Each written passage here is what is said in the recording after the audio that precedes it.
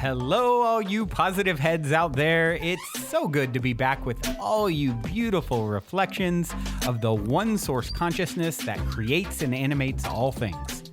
If you're new to this podcast, of course, we are super happy to have you here, and we just ask that you bring an open mind and heart to your listening experience and to be prepared to explore vantage points that I'm convinced will help shift or solidify your current understanding of the ultimate nature of reality in a way that is extremely empowering.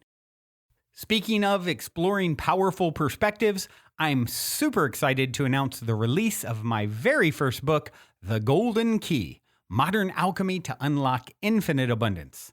If you're ready to alchemize the circumstances in your life so that your abundance expands to an entirely new level in 2021, head over to goldenkey.gift to download the audio or ebook as my gift to you by using the code POSITIVEHEAD.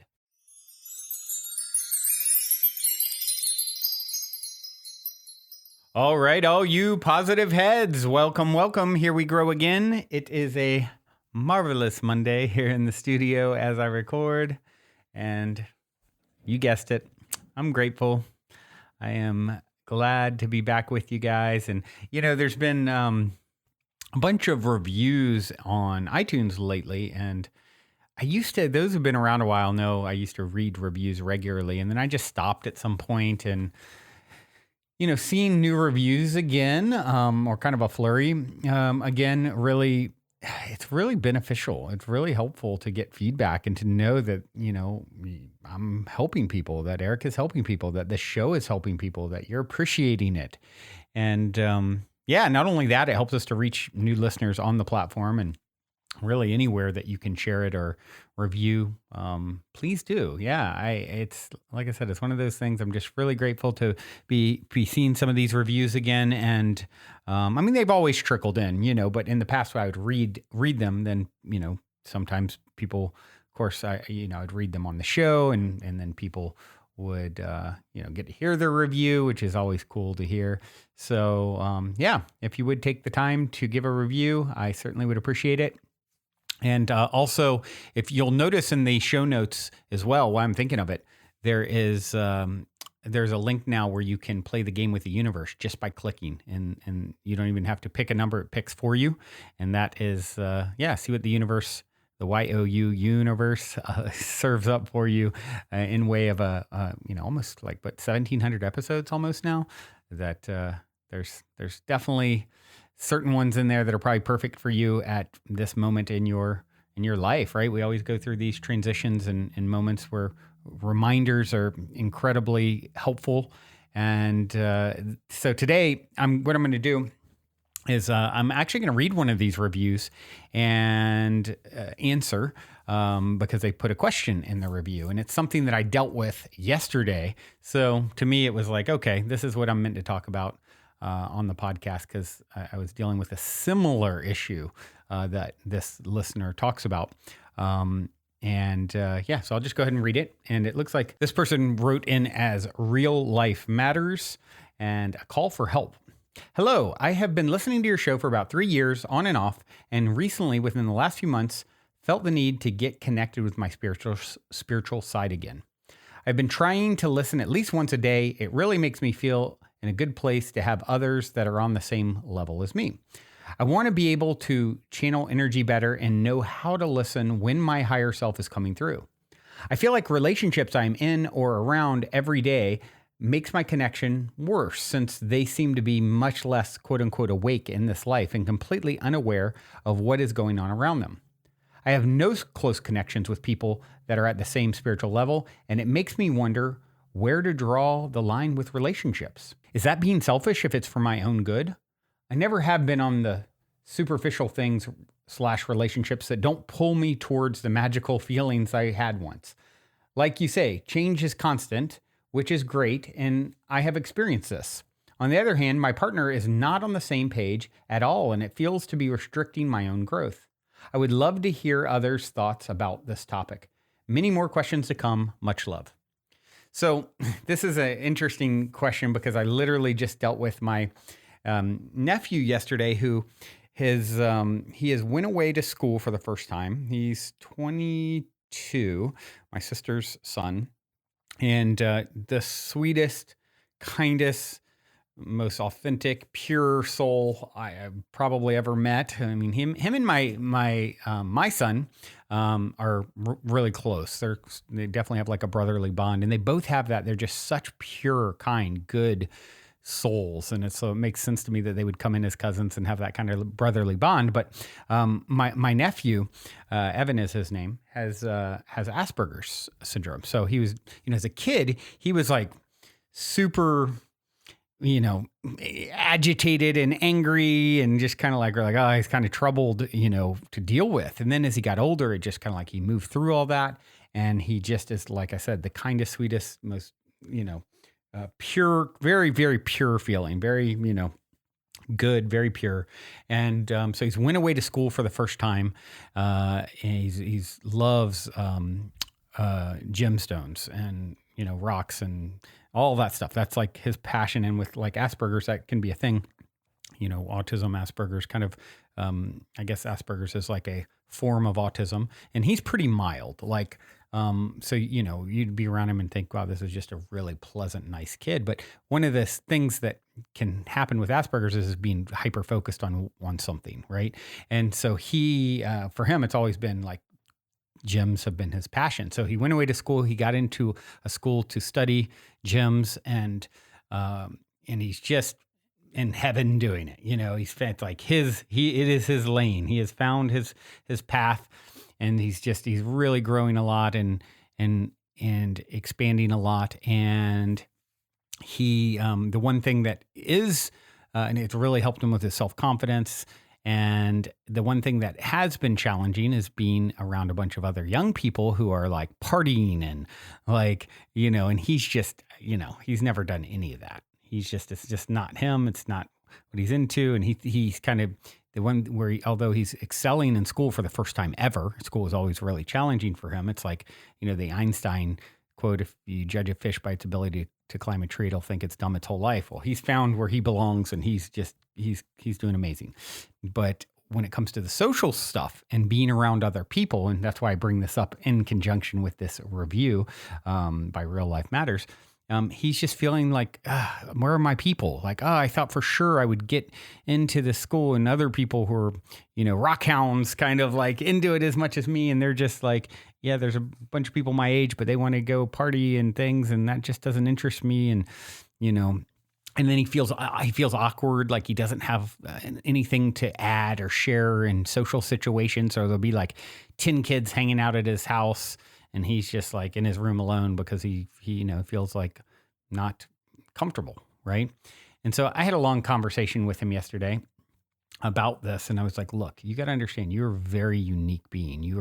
You are your own thing. And I know there's some of you out there can relate to this. And like I said, it's not exactly like Real Life Matters, but I'm going to get to that here in a moment, this review. But you are unique. Every one of us is such a unique being.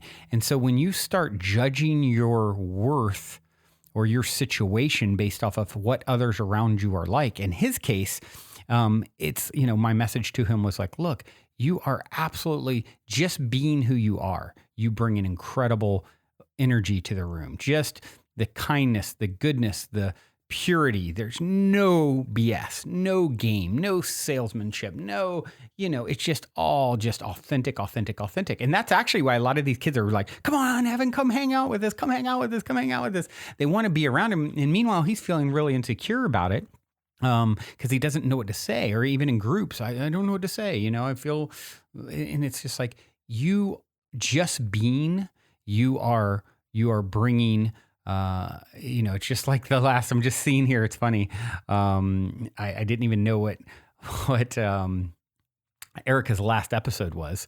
And I'm just sitting here seeing, well, it looks like, her last episode is bringing the energy of just being. Ooh, that gives me such chills. I had no idea that's what she talked about. We share a notes page where we'll, put notes for Sarah, who, when she puts up the show notes each day and links and whatever. And so we share that, and I just happen to have it here in my face as I'm seeing this. I'm like, hold on, I'm just kind of hit my eye, bringing the energy of just being. That's it. That's all you got to do. Wow. I mean, talk about life bringing up synchronicity to drive a message home. Who you are and what you are is so unique and beautiful. It's, there's nothing else you need to do. It's like the guy who was on the show years back, and he talked about being, in the presence of the Dalai Lama and how it just like shifted him energetically.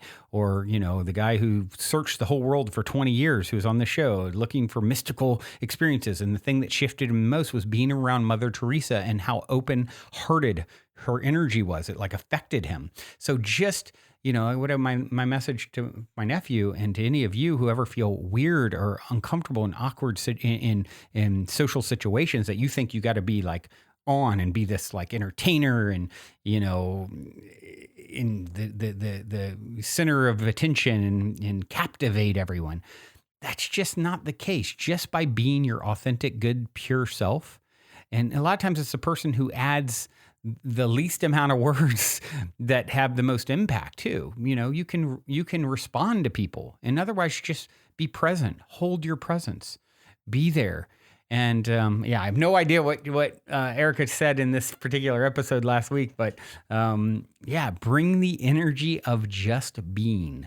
And by doing that, you contribute, you are enough.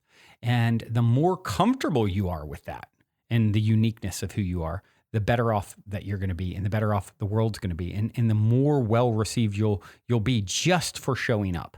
And so I'm going to read actually, because I got talking about this first with my son and my mother, and then I saw my nephew a little bit later, and he wrote, my son is like the most thoughtful and, heard this and wanted to share with, because he's been through some of that, not feeling like he fit in. And lately he's really, he's very creative, artistic, very into the arts in general, but film, and he's now acting in all these things, like getting cast constantly in stuff that's still smaller, but it's like he's constantly acting around other people. He's, at 23, he's finding his people to a certain degree and feeling really fulfilled, in that. So he wrote a message to his cousin yesterday, and I think I'll just go ahead and read it, just because this pertains to all of you out there who just feel like you're not fitting in. So Bradley is my son, and he wrote this to Evan. Hey, I've been thinking about what you said about not really relating to people in your class, everyone just drinking, etc. I wish I could tell you, and keep in mind, Bradley's the older one, so he's like the big brother a little bit. I wish I could tell you that it will change, that suddenly you'll come upon your people and will feel connection in a way you never have. I think perhaps it will happen, but know that you're not alone. I have yet to find that. And while I may be able to meld into the crowd with a bit more ease than you, I am an actor after all, it does not mean it is any less lonely. The reality is that people who are truly unique, who I would consider to be extraordinary, are almost always alone in many senses, because after all, they are not ordinary. And while you can beat yourself up over that fact, you can also relish in the fact that you are who you are, and who you are is special. And maybe that doesn't always translate to great small talk, but does translate to a deep understanding of yourself and thus life. It translates to deep passions. The way you love something will run further than most. I would challenge you to embrace who you are. In some ways, you are an outsider. So am I, but all the best people are. Love you, bro. And he goes, oh, and I've found that when you let go of that story that you're somehow broken because you don't fit in well with the herd, it becomes easier. You forgive yourself. You can lose yourself in moments, and you'll have connections with individuals at the very least. And those are the most important connections anyway. Group dynamics are usually vapid unless there's a goal or project that people are working towards together, or something else shared more valuable than just getting drunk and partying. So that's Bradley, my son, to his cousin and my nephew, Evan. And so, yeah, they're definitely an interesting pair. And it feels good to share, because I know there's some of you out there that can relate to not feeling, quite like you fit in. And so now I'm going to bring that all the way back around, because I started with reading this other review and then kind of going down the path of talking about my nephew, is, people who then feel like, okay, where are my people? Real Life Matters was like, hold on, even my relationships, do I need to get out of it? These people aren't, awake. They're not. And so my thing that I want to share with you is that you're always, once you understand that it's like I said to my nephew yesterday, hey, you got to understand this situation is perfect for you to work out who you're meant to become. He's having insecurities around, how he contributes and, his therefore feels awkward in group situations and everything, and like he doesn't fit in. So he's getting presented with situations to work on that muscle. So if there is a judgment around someone or people not being woke enough or awake enough, and aren't aware enough of what's around them, maybe that's where your work lies, right? It's like, where does a lighthouse belong? In the darkness. So if and I get it, it's like you're longing for, to be around people that truly are resonating and finding your people. And I think you will. Just like Bradley said, he thinks, his cousin will. I think what comes to mind even is this place, the Mystic Manor. When I first moved in, we did retreats the first 9 months, and it was so much magic and growth, and kind of, I envisioned this utopian, incredible alternate dimension of magic and goodness. And then it's like, okay, yes, you'll have some of that. And what else do you need, Brandon, and those who are there for your own growth and good? How about some major challenges? And so I had a patch of that, a lot of that. Really, in the last 6 months, it's really, I feel like I passed a lot of challenging tests, some of which I've talked about on the show. And by passing and getting the message through those, now it's feeling more like the vision again. And so it's like, it's same thing. You're going to get what you need. So Real Life Matters, this reviewer, I think is surrounded by people that aren't where they're at in their own awareness. And the challenge, the opportunity is for you to realize that that's just as valid as, being awake and being aware of the ultimate nature of reality and working on yourself, right?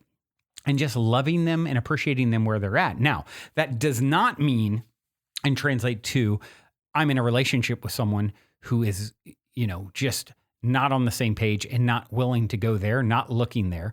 It doesn't mean you got to merge your life with someone like that. You may be, there's circumstantial and then there's choice, right? So let's take the two examples. The person next to me at work, right? The universe has put them sitting next to me at work, and they push my buttons. They're not, they're challenging me.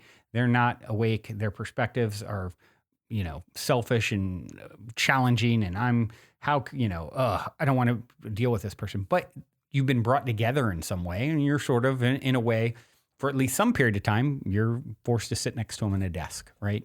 Your cubicle is next to theirs, just making up an example. That's one thing, right? So, I'm around these certain people in my life. I can't choose different parents, so I can maybe choose less to see them, or I can't, you are choosing like a partnership though, right? So if you are in a relationship where someone just isn't coming along, isn't willing to do the work, doesn't want to do the work, doesn't have the same viewpoints, doesn't mean you need to stick that out, because that's like, you got to be some martyr either, right? By accepting where people are at, I view it all as feedback. It's giving me information that I need, and then I can decide what I do with it. It's not that it's bad or right or wrong. There is no such thing, right? There's energy, and and does it resonate with where I'm at? If it's something that is put in my path that is, let's say, not a choice, like the person next to me at work, okay, what is there here for me? I'm going to deal with it. If it's something like I'm choosing to be in a romantic partnership, marriage, relationship proactively with this person, I could live anywhere and I'm going to go home and live with them. That's a little bit different, right? So now I'm like, okay, what happens a lot of times is people, when you first choose to come together, you are energetically a match. You're very, there's lessons there for each other. You're vibrational match that it makes sense to kind of come together. But we all grow at different rates. And so, the reviewer here, you're the only one who can assess, have I exhausted this? Do I feel complete in the lessons from this relationship? I believe we come together as an opportunity for growth. When that opportunity has played itself out to the fullest, a natural separation occurs. Where the pain and suffering, I believe, comes in is when we try and force something longer than its shelf life, right? We get attached, we get comfortable, we get, whatever. And so we don't end something that's time to end and move on. And I mean, most people have experienced that. I know I have. And it's like, our human gets attached. Meanwhile, our soul is ready to move on. So really, you're the only one that can answer that. Is it being selfish if it's for your own good, you asked? No. Actually, the most selfish thing you can do is to not do something for your highest good. That is the most selfish thing you can do, because then you become the least that your potential, you realize the least, you don't realize your ultimate potential, and therefore the world is less. So the worst thing you can do is sacrifice yourself for someone else. Now, it doesn't mean you throw in the towel as soon as there's a bump in the road, right? Only you can assess, have I exhausted this? Have I done everything I can to see this through? And is this person just not, we're going different paths. We've decided we're going to go different paths at this point, and that's okay. But definitely, when it comes to, as they ask, if they're not on the same spiritual level, where it makes sense to draw the line with relationships, only you really know that answer. Right? If they're not coming, then, you got to figure out when, okay, set a time, let's, if they're not even interested, it becomes really easy. That becomes a really easy decision. For me, having someone who is aware spiritually and on the same wavelength, has same viewpoints on the ultimate nature of reality is pretty much a necessity for me to be in a relationship with someone at this point in my journey. I'm not going to put anyone down who has some different arrangement, to each their own. But for me, if someone's not seeing things through the same lens, it's all happening for me, not to me. We're one with source consciousness, and we're here to, to grow and become our next greatest and greatest version of ourselves. And, looking through that lens to some degree, they're not a match, because I'm seeing everything through that lens. And if you're seeing things through a totally different lens, it's like we're in different worlds. So, it's that spiritual connection to me is, as far as romantic relationship, paramount. And, only each of us can decide if we've started on that path and if our partner is even going to come. I mean, you can ask yourself the question, step into, do a little exercise of what does it feel like with them 5 years from now? 5 months from now? Is there any chance that you could ever see it? Do you feel it? Do you want to be there? And you'll know the answer. And then we've got to be brave enough to make the decisions based off of that answer. When it comes to things in people that were put in their, they're put in our path or a part of our life that we're going to be kind of, let's say, forced to deal with to some degree, what is the message here for me? And where you're going to find hope with that is, once you get the lesson, I found that natural separation occurs. If there's something there for you, and ultimately, if you can appreciate people where they're at, even if it's different than you, it doesn't mean you're choosing to move in with them and live your life with them. But if you can appreciate that, there is no better than, it's all valid. It's all spiritual business. It's all spiritual experience. Even the being disconnected and not knowing, that's a soul choosing that experience at that time. And that's just as valid as your super spiritual perspective that you may choose. And once you can get that, you're going to find yourself moving through these sorts of experiences of isolation and separation, which, by the way, really allow you to get in touch with. Was my advice for my nephew too, is like, look, it's all about self-love. It's the number one thing we're all here to learn, because we are fractals of source. We are chips off the block, right? And what is source? At the end of the day, when all the puzzle pieces go back in the box, there's only one. So what is God, goddess, source, the universe, consciousness, higher self, whatever you want to call it? What is it doing? It's playing a game of self-love, self exploration. And so in some way that's going to be reflected. So maybe for this reviewer and my nephew, it's like, I'm kind of feel isolated. Where are my people within you, right? You're your person. You're your own soulmate, your own twin flame. You are the one to fall in love with and to appreciate who you are and show up being that, be the lighthouse. If it's all people disconnected and asleep, then shine your light by being the example. And they'll start to wonder, what is it about them that makes me start questioning things? What they seem to have something that I'm curious about. That will start to happen. You'll start inevitably attracting things that are a vibrational match too. It's not if, but when. Okay, that's my story. I'm sticking to it. I have a beautiful song to leave you guys with. And this one, I played this artist for the first time a couple weeks ago. Hana Ni, Hana, and then Ni. This is another one of her songs. So beautiful. It speaks to this, actually. The lyrics, Life of a Lotus. Till next time, journey well. Also, before we cue up today's song, as a quick reminder, don't forget to download the Golden Key audio or ebook as my free gift to you at goldenkey.gift using the Golden Key code POSITIVEHEAD. And please, if you enjoy my gift, leave a positive review on Amazon so others can unlock their lives with the help of the Golden Key as well.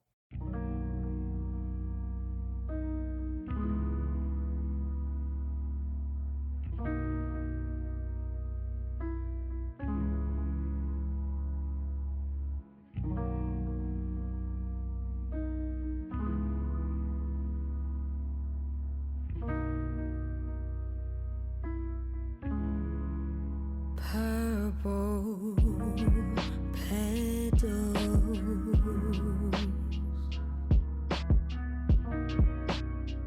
green stem, all those petals come from within. Red blood, juice, skin, perfect proportions, out and in, real heart beats softly, but surely it beats again.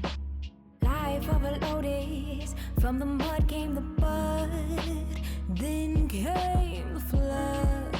She thought she'd be done. Why? From the mud came the lotus. She kept moving on. Did she know the mud was why she grew? And she did, she did. She grew, she bloomed the brightest in the room. Oh, she did. With mud in her wings, she flew. Smell from the oil,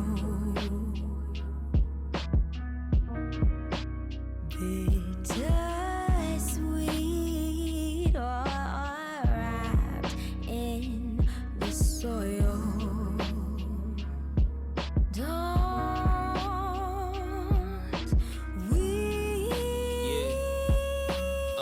But I can't plug the flood, rushing my tear ducts. At least my sorrows live to nurture the soul for tomorrow. I may find my lowest moments for royal in the fall. A reflection painted from the unknown. A new prince has emerged, not the formerly known. Like wind for a bird, I just needed the flow. Fight not the paradox, instead fight what you know. Where there's light you will grow, where there's light you will grow. Life of a lotus, from the mud came the bud, then came the flood. He thought he was done. Why?